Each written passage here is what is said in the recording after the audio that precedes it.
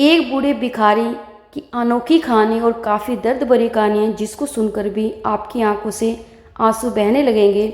हर दिन एक भिखारी दरवाजे के पास आकर भीख मांगता था और घर का मालिक हमेशा घर के बाहर आते ही उसे देखकर फिर जाया करता था। कई बार उसके लिए गालियाँ भी पकता। वो कहता, तू जिंदा ही क्यों है? पूरी जिंदगी ऐसे ही भीख मांगेगा क्या? धरती का बोझ क्यों बना बैठा है? और कभी कभी उस भिखारी को गुस्से में वह धक्का भी मार दिया करता था। इतना कुछ हो जाने के बावजूद जो भिखारी है, भिखारी के मुंह से सिर्फ यही निकलता था कि भगवान भगवान तुम्हारे पापों को माफ़ करे। एक बार सेठ को धंधे में बड़ा नुकसान होने की खबर मिली। सेठ बहुत परेशान था कि तभी उसके दरवाजे पर वही भिखारी आया। गुस्से में अपना आपा खोते हुए सेठ ने उस भिखारी को पत्थर दे मारा। पत्थर लगने के कारण भिखारी का सर फूट गया और उसके सर से खून बहने लगा। फिर भी दर्द से कहारते हुए भिखारी ने इतना ही कहा कि भगवान तुम्हारे पापों को माफ़ करे।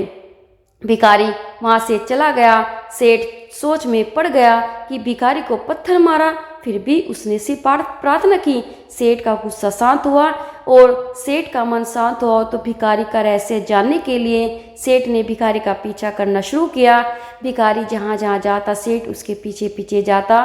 सेठ ने देखा कि कोई उसको खाना नहीं देता, कोई उसको मारता, कोई अपमानित करता तो कोई गाली देता।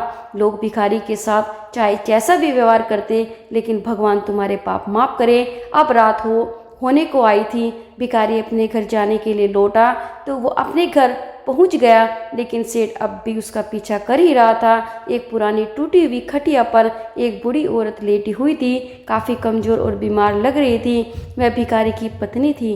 अपने पति को वापस आता देखकर वह खाट से उठ खड़ी हुई। पत्नी ने अपने पति के भीख वाले कटोरे में देखा तो उसमें सिर्फ आधी बासी रोटी थी। उसे देखकर वह बोली, आज बस इतना ही मिला?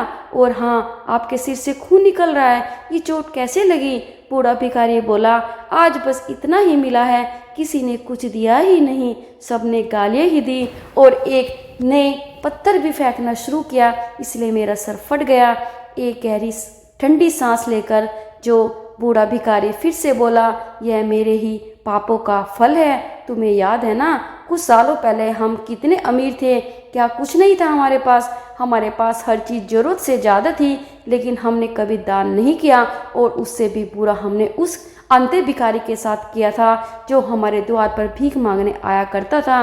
बूढ़ी पत्नी की आंखों से आंसू आ गए।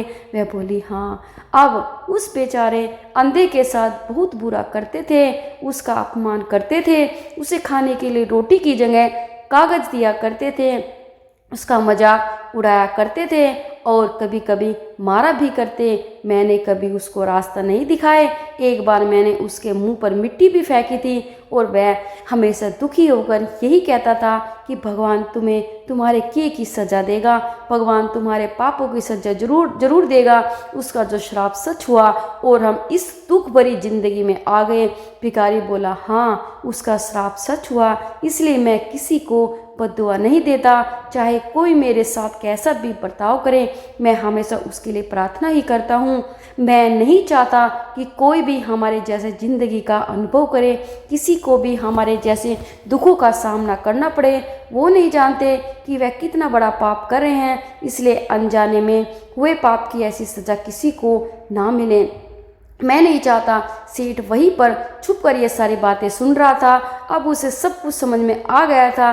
भिखारी और उसकी जो पत्नी ने अब आधी रोटी मिल बांट कर खाई और भगवान को धन्यवाद बोलकर सो गए।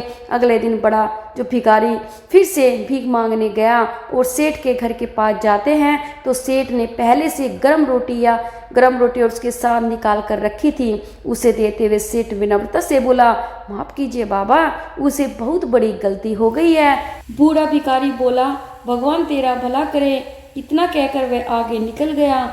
इस कहानी से जो सीख लेने लायक है वह बड़ी ही सिंपल है कि आदमी चाहे किसी के बारे में बुरा कहे या भला करे, लेकिन यह बात बिल्कुल सच है कि उसके खाते में सबका हिसाब बहुत बहुत पक्का होता है। इसलिए जब किसी के लिए कुछ भी करो तो अच्छा ही करो, किसी के बारे में सोचो तो अच्छा ही सोचो, बुरा मत सोचो। जय श्री कृष्ण।